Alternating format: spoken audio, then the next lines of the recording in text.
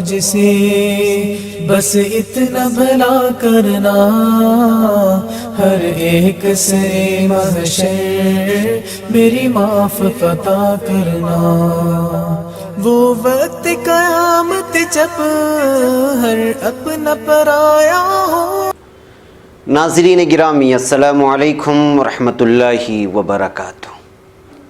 میں ہوں آپ کا میزبان انصار عزیز ندوی، اور آپ اس وقت سیدھی بات کے جاری پروگرام پیغام فرقان کی چوتھی قسط ملاحظہ فرما رہے ہیں۔ ناظرین، جیسا کہ آپ جانتے ہیں سورہ فاتحہ کی تفسیر جاری ہے۔ آج ہم سورہ فاتحہ کی تناظر میں رحمان، رحیم، حمد، اللہ، رب اور عالمین کے بارے میں کچھ تفصیل آپ کے گوش گزار کریں گے۔ ہمیں امید ہے کہ بہت زیادہ آپ کو فائدہ ہوگا اور وہ معلومات حاصل ہوں گی جو معلومات شاید ہی آپ لوگوں کو معلوم ہو، ممکن ہے اکثر لوگوں کو یا بعض لوگوں کو معلوم ہو۔ بہرکیف ناظرین، رحمان اور رحیم دونوں مبالغے کے صیغے اور اللہ تعالیٰ کے صفاتی نام اور را حا میم سے مشتق ہیں۔ مبالغے کے معنی میں آسانی سے آپ کو یوں سمجھاؤں کہ جس کے اندر کثرت کے معنی پائے جاتے ہیں، یعنی ایک چیز ہوتا ہے جس میں جسے عام طور پہ ہوتا ہے کہ یہ آدمی مبالغے سے کام لے رہا ہے، بات چیت میں استعمال ہوتا ہے نا، یہ آدمی یعنی کہ اوور کر رہا ہے۔ تو جس چیز میں زیادہ صفات یا زیادہ جس کی تعریف کی جائے یا جس کے اندر جو شے کثرت سے پائی جائے اس کو کہتے ہیں مبالغہ۔ لیکن لفظ رحمان میں رحیم کی نسبت اتنا زیادہ مبالغہ ہے کہ رحمان کا لفظ دوسرے نمبر پر اللہ کے ذاتی نام کی حیثیت رکھتا ہے، جس کی صراحت خود قرآن کی بے شمار آیات میں مذکور ہیں۔ مثلا الرحمن علم القرآن، رحمان سورہ رحمان کی دوسری آیت ہے۔ اسی طرح الرحمن علی العرش استوى سورہ طٰہٰ کی 5ویں آیت ہے، اور اسی طرح قل ادعوا اللہ وادعوا الرحمن ایما تدعوا فلہ الاسماء الحسنى ولا تجہر بصلاتک ولا تخافت بها وابتغ بین ذلک سبیلا سورہ اسراء کی 110ویں آیت۔ اس لحاظ سے اللہ کی مخلوق میں اللہ تعالیٰ کی سب صفات پائی جا سکتی ہیں سوائے رحمان کے۔ ایک انسان رحیم ہو سکتا ہے، رؤوف ہو سکتا ہے، کریم وغیرہ سب کچھ ہو سکتا ہے، مگر رحمان اللہ کے سوا کوئی نہیں ہو سکتا۔ یہی وجہ ہے کہ حدیث صحیح میں مذکور ہے کہ اللہ کو سب سے زیادہ 2 نام پسند ہیں، ایک عبداللہ اور دوسرا عبد الرحمن۔ یہ حدیث ترمذی میں ابواب الادب باب ما جاء ما یستحب من الاسماء کے عنوان کے تحت آیا ہے۔ اکثر علماء نے رحمان اور رحیم کے فرق کو رحمت کی کیفیت اور کمیت کی کمی بیشی کی مختلف صورتوں سے واضح کرنے کی کوشش فرمائی ہے، یعنی دونوں کے اندر جو فرق ہے اس کو بیان کرنے کی کوشش کی ہے۔ اور ایک عام قول یہ ہے رحمان فی الدنیا رحیم فی الآخرہ، یعنی اللہ تعالیٰ دنیا میں رحمان ہے، جو مسلمان، کافر، مشرک سب پر ایک جیسی رحمت نازل فرماتا ہے۔ اس کو اور آسانی سے سمجھیے کہ ایک کافر ہے، ایک عیسائی ہے جو اس کے ساتھ شرک کرتا ہے، لیکن اللہ تعالیٰ اس کو دنیا میں سزا نہیں دے رہا، اس کو ساری کی ساری نعمتیں اس کو پہنچا رہا ہے۔ بارش ہوتی ہے تو ایک کافر بھی اس کا فائدہ اٹھاتا ہے، مسلمان بھی فائدہ اٹھاتا ہے۔ جتنی بھی نعمتیں اللہ تعالیٰ نے اس کائنات میں دی ہیں، اس کے ہر نعمت سے کافر بلکہ دنیا کا ہر انسان، وہ کسی بھی مذہب سے، وہ چاہے اللہ کا انکاری ہو، وہ فائدہ اٹھاتا ہے۔ تو یہ جو چیزیں ہیں وہ رحمان سے وابستہ ہیں، یہ اللہ تعالیٰ کی ہی صفت ہے۔ اور جہاں تک تعلق رحیم کا، اس کا تعلق آخرت میں ہے، جو صرف ایمانداروں پر رحمت نازل فرمائے گا۔ یعنی کافر ہوگا تو وہ جہنم میں جائے گا، جیسا کہ ہے کہ اللہ تعالیٰ شرک کو معاف نہیں کرتا۔ لہٰذا آخرت میں جو ہے مسلمانوں کے ساتھ رحیم کی صفت جو ہے وابستہ ہو جائے گی۔ اس کی ایک توجہ یہ بھی ہو سکتی ہے، صفت رحمانیت کا تقاضا ایسی نعمتیں اور رحمتیں ہیں جو حیات کی وجود اور بقا کے لیے ضروری ہے، اور اس میں صرف انسان ہی نہیں، جملہ جاندار مخلوقات بھی شامل ہیں۔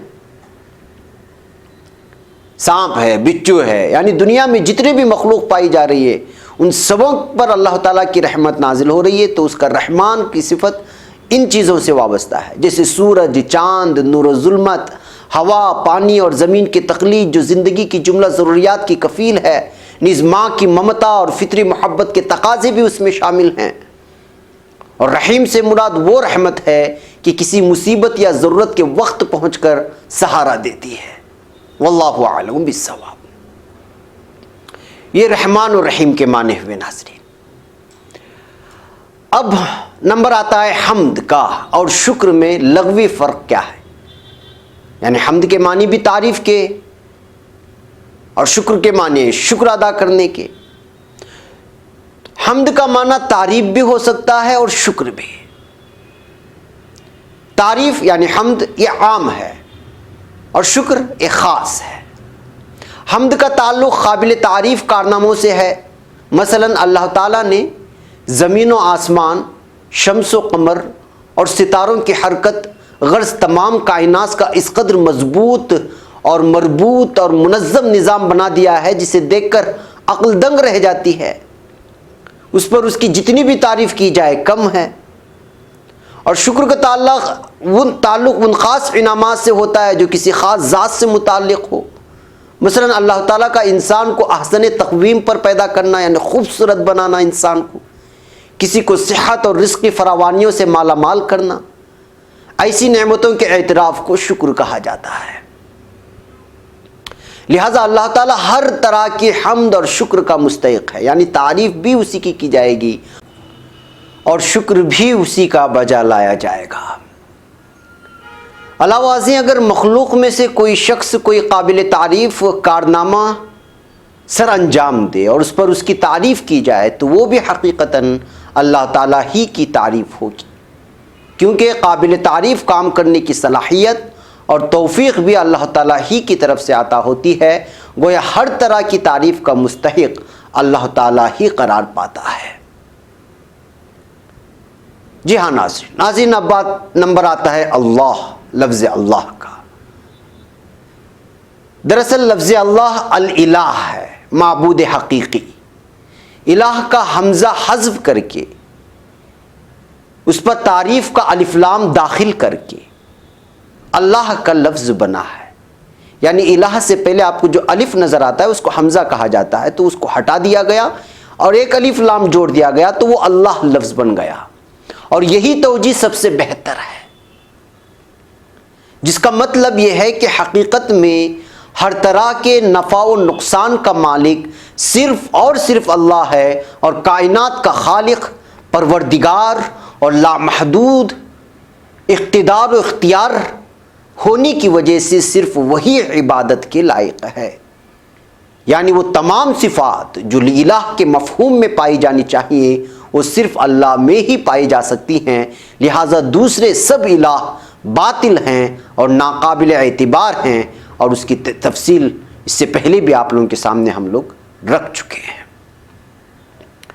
ناظرین، اب نمبر آتا ہے لفظ رب کا۔ رب کا لفظ تین معنوں میں آتا ہے۔ اولاً کسی چیز کی درجہ بدرجہ تربیت اور خبرگیری رکھتے ہوئے اسے حد کمال تک پہنچانے والا، یعنی پروردگار حقیقی اللہ تعالیٰ ہی ہے۔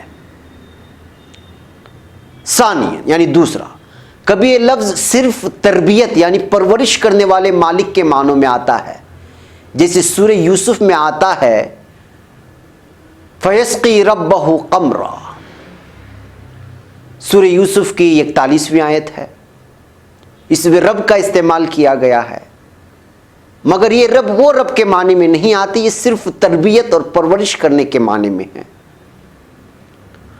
اور تیسرا، کبھی صرف مالک کے معنوں میں رب کا استعمال ہوتا ہے، جیسے حدیث میں ہے کہ کسی صحابی نے اپنی شہادت کے وقت فرمایا فزت ورب الکعبہ، کعبے کے مالک کی قسم میں کامیاب ہو گیا، تو یہاں بھی رب کا استعمال ہوا لیکن مالک کے معنی میں، اور سورہ یوسف میں جو رب کا استعمال ہوا ہے وہ صرف تربیت کے معنی میں، لیکن رب حقیقت کے اس کے معنی جو ہے وہ میں نے جو پہلے بیان کیا کہ درجہ بدرجہ تربیت اور خبرگیری رکھتے ہوئے اسے حد کمال تک پہنچانے والا۔ اب 5واں نمبر ہے عالمین۔ عالمین سے مراد اللہ کی تعریف کی وجہ کیا ہے؟ یعنی کہ الحمدللہ رب العالمین میں ہم تعریف کر رہے ہیں، شکر بجا لا رہے ہیں کس رب کی؟ جس نے سارے عالم کو بنایا۔ تو العالمین لغوی لحاظ سے ہر وہ چیز ہے جس کا علم حواس خمسہ سے ہو سکتا ہے۔ اس لحاظ سے تمام مخلوقات ایک عالم ہے، مگر اس آیت میں عالم سے مراد جنس ہے، جیسے عالم غیب، عالم شہادہ، عالم انس، عالم جن، عالم ملائکہ وغیرہ وغیرہ۔ جو غیب میں عالم ہے وہ بھی، جو اس وقت حاضر ہے وہ بھی، اور انسانیت کا عالم اور جنات کا عالم اور ملائکہ یعنی فرشتوں کا عالم، بے شمار عالم ہیں اس پوری کائنات میں۔ پھر زمانے کے لحاظ سے ہر دور کے لوگ ایک عالم ہیں، جو لوگ پہلے بیت چکے ان کی اپنے الگ دنیا، جو اس وقت گزار رہے ہیں ان کی اپنی الگ دنیا، آئندہ جو آنے والے ہیں ان کی اپنی الگ دنیا۔ دور بدلنے پر عالم بھی بدل جاتا ہے۔ اسی طرح عالم کی سینکڑوں اور ہزاروں اقسام بن جاتی ہیں، یعنی کہ یہ ایک ہی دنیا نہیں بلکہ الگ الگ قسم کی دنیا، اور اس میں بسنے والے الگ الگ قسم کے انسان اور مخلوقات اور چرند و پرند اور نہ جانے کیا کیا چیزیں۔ اور ان تمام عالموں کی تربیت یعنی پوری کی پوری کائنات، ساتوں زمین اور ساتوں آسمان اور سمندر، اس میں پائی جانے والی ساری کی ساری مخلوقات، وہ صرف اللہ رب العزت ہی ہے جو اس کی تربیت کرتا ہے۔ اس کی پرورش کرنے والی صرف اور صرف اللہ ہی کی بلند و برتر ذات ہے۔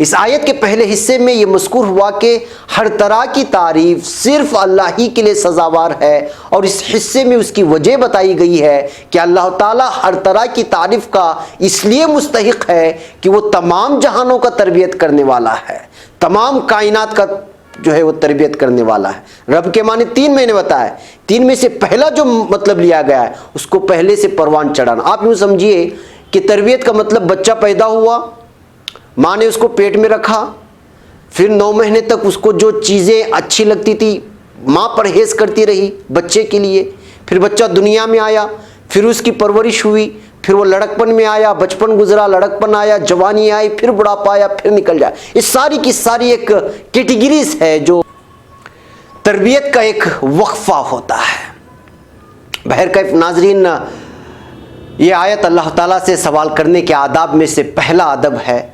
حسن طلب کا تقاضا یہی ہے کہ جب کسی سے کچھ مانگنا ہو تو اس کی ابتدا میں اس کے محاسن کے تذکرے سے کی جاتی ہے، یعنی کہ پہلے اللہ تعالیٰ کی تعریف کی جا رہی ہے، پھر اس کے بعد اس سے مانگنے کا نمبر آتا ہے۔ وہ مانگنے کا نمبر کیا ہے وہ دوسری آیات میں ہے۔ انشاءاللہ اگلے ہفتے پیغام فرقان کے اسی تفسیر میں انشاءاللہ تعالیٰ آپ کو کیوں مانگا جائے گا اور کیوں کر مانگا جائے گا اور کیا کیا مانگا جائے گا، یہ ساری تفصیلات آپ لوگوں کے سامنے رکھیں گے۔ یہ صرف الحمدللہ رب العالمین تک کی ہی تفسیر ہے، اگلی آیت کی انشاءاللہ اگلے ہفتے ہوگی۔ تب تک کے لیے مجھے اجازت دیں۔ السلام علیکم ورحمۃ اللہ وبرکاتہ۔ رب ہے دعا تجھ سے بس اتنا بھلا کرنا، ہر ایک سے محشر میری معاف عطا کرنا۔ وہ وقت قیامت جب ہر اپنا پرایا ہو،